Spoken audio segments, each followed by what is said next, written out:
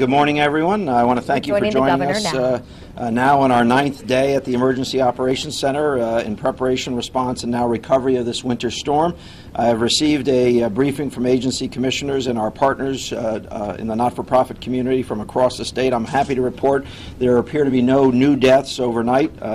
We'll update you on any additional information. I'll make a pitch once again. It's going to be another cold night. If your community does not have power as evening approaches, I urge you to use the warming center or the shelter. There will be a substantial number of those open across the state. The only ones that we're aware of closing are in communities that have been largely restored. As I walked into this room, CL&P stood at 215,000 customers still out of power. I believe they said they would be at below 200,000 this morning, so they've missed their own target. I'll turn it over to Mr. Butler in a few minutes to give you his update, but a little more than a day and a half before they are expected to meet their goal of 99% of customers restored. I want everyone to know that I'm doing everything I can to push them to meet that goal, including having assigned tasks large operations from the Army, National Guard. We have 425 soldiers in the field as I speak, and with equipment and opening streets and working side by side with CLP and private crews. And additionally, we have 8 DOT crews working with communities across the state, and we've reached out, checked the list, and working with those folks. I do want to say anything less than 99% restored number is unacceptable, and CL&P knows it, and I'm sure that they'll try anxiously to meet that number and to report to you where they stand. With that, I'll take some questions and then turn it over to them. Can you tell us, because it might be comforting to people listening and watching, what towns the National Guard is in this morning? You know what? I'll get you a list when it's over. But they're an extensive number. As you know, I visited with them in 2 communities yesterday, and from reports from local leaders, they're very satisfied with the work that's being performed. Many of us received an urgent plea from the First Selectman in Union last night that they had not even any power to their central location, their town, center of the town. Yeah. Has there been some help coming to them? They, as I checked this morning, I think there are 465 customers, if I remember, in Union, and throughout the event, 455 had power. This morning that changed, and additional power was in fact being restored to the 400 and plus outages there. Specifically, their shelter didn't have any power. Yeah. Running out of gas or something. Yeah, well, we have been processing very aggressively with the Army Corps of Engineers and our own staff replacement generators. We've moved a lot of generators around, so whatever their issues are have or will be addressed. And Vernon has and by the way, and power was going back on in Union as we appear here. Vernon was expecting the National Guard to bring them a generator for their sewage treatment plant, and is that their sewage treatment plant is up and running. You keep mentioning we have this target. They're not hitting their target. So at midnight tomorrow night, they're not at their target. You, as governor, what do you do? Well, for the people who are without a power? Quite clearly, I'm not happy, and I've already announced that in the short run, we're bringing in a firm to do an immediate analysis of their preparation and response, and that will be done one way or the other. I don't have the power to seize the company, but suffices to say that there's a lot of talk, and I'm part of that, about what we may need legislatively to address this situation. Anything else? I'll turn it over to CL&P. Thank you very much. Oh, excuse me. We will have our usual 12 o'clock municipal meeting. If anything comes out of that, we'll more than happy to have you receive some written briefing. We will have our standard 5:30 and 6 o'clock avail to you after our 5:30. And sometime today we'll announce what the schedule is tomorrow. And Colleen, I think, is going to talk to you all about what the preferential schedule might be for tomorrow morning or afternoon, whether there's a better time than the ones that we've been using for Mondays through Saturdays. Okay? Thank you. Thank you. Good morning. Thank you, Governor. We do continue to make solid progress towards our goal of having 99% of all our customers' power restored by midnight tomorrow night. As of 8 a.m. when I was looking at our updated numbers, we've restored 678,774 customers, including approximately 93,000 customers over the past 24 hours. Currently, we're sitting with 83% of all CL&P customers have had their power restored.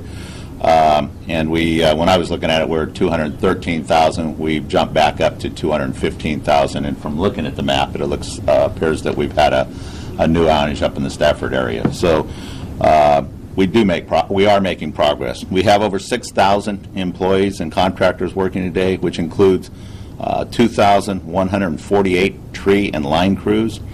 That's made up of 1,390 line crews and 758 tree crews.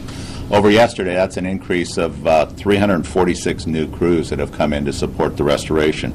We also have approximately 200 service crews that are working, reconnecting individual services, and that's the connection between the pole and residents or business.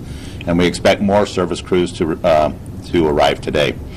As I mentioned last night, the additional tree crews that we're bringing in are actually going to be going out working throughout the areas where we've actually restored service and checking around energized lines to remove any hazardous conditions, trees near lines, in lines that may potentially create a public safety issue.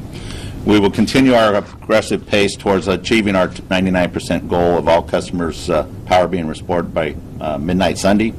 And something we continue in parallel is to continue to work with the state and municipalities on clearing roads and addressing critical customers, along with obviously our focus on restoring customers or restoring power to our customers as quickly as possible.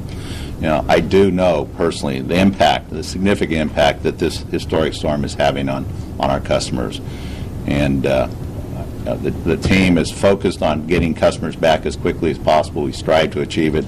And our focus right now is to get the remaining customers impacted by this event restored as quickly as possible. With that, I will take questions. I know everyone's tired, Jeffrey, but I think you misspoke. You said all customers by midnight Sunday. 99% of all customers. That means you're expecting to have it down to about 12,000 outages. Roughly in that area, yes. And you still feel that is our goal.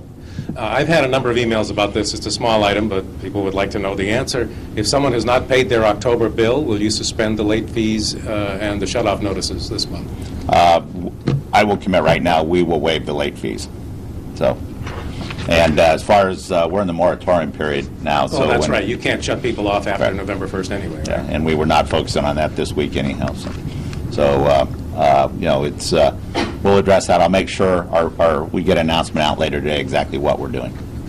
Mr. Butler, some of the roads in Enfield are still blocked off, including actually one that has the fire department blocked off, and they say they've been working with Northeast Utilities to try to get that road open, and it still is not. I know that you were saying that a lot of the focus has been on opening roads. Do we have any indication as to when Weymouth Road at the fire department will be open again? I don't know that specifically. The information will be captured, and we can close the loop back with you. Throughout this central part of the state where you see the darker colors, the focus, and I truly appreciate the governor and the National Guard coming out and supporting those efforts to get the roads open. We'll follow up with that one, and I'll get that information back to you. They say they've been communicating to you guys that they don't have access to the eastern part of their city, but that still isn't happening. Do you think that maybe in the rush to get people back up and running, they haven't been clearing roads of these wires? We've been doing both. As I've said, since we put additional focus on restoration, it's a balance of trying to achieve both of them. I'll follow up. I know in the central area we have been working closely with the towns and certainly appreciate the support of the National Guard getting out there and getting those roads cleared. That continues to be a priority and will remain a priority until we get all roads unblocked and cleared. So, yes, ma'am. We get an email from a lineman who says that he's basically only allowed to work 16 hours a week. Is it true that you changed the policies a while ago? 16 hours a week? 16 hours a day, excuse me. Only 16 hours a day, is that true?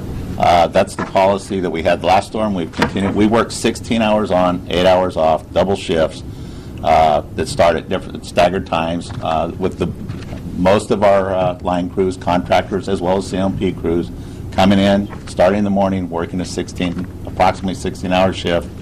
The people that are on rest periods during the day will typically come in later in the afternoon and work a 16 hours. So there is a period of time where we have both shifts working.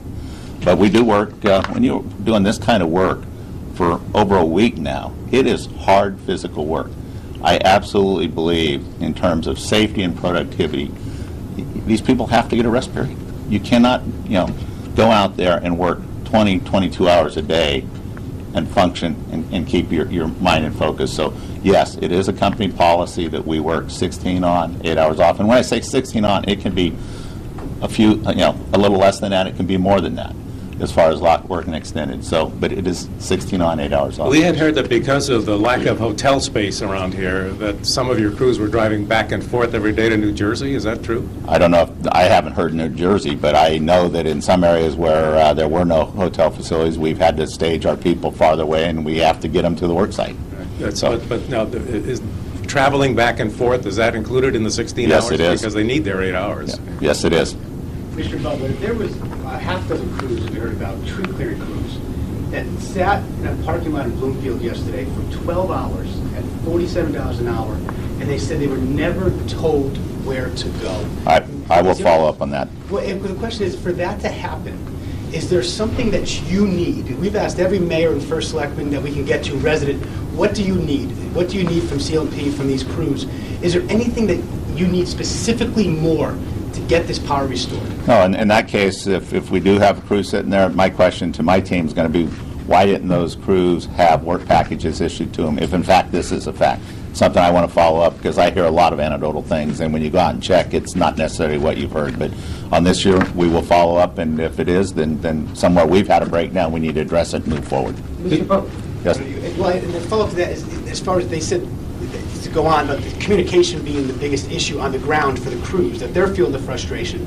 And you're also hearing that from the first selectman, that they're not getting the straight answers from the CL&P liaisons. And I know you've heard that over the last few days, but what have you done in the last 24 hours to get that accurate information out to the mayors and first selectmen? One of the things we've done in some of the harder hit towns is we've actually put additional senior management out in those areas and identified specific towns that person's a point for. So if we do hear an issue come up that's being escalated, we have an officer out there to meet with those town officials and address them. So we have taken steps to ensure that if there's a breakdown or something's not being communicated correctly, we have a person in the field to address that as quickly as possible. Why then are we still hearing, for example, Mayor Scott Slifka in West Hartford saying that that CL&P is not sharing information?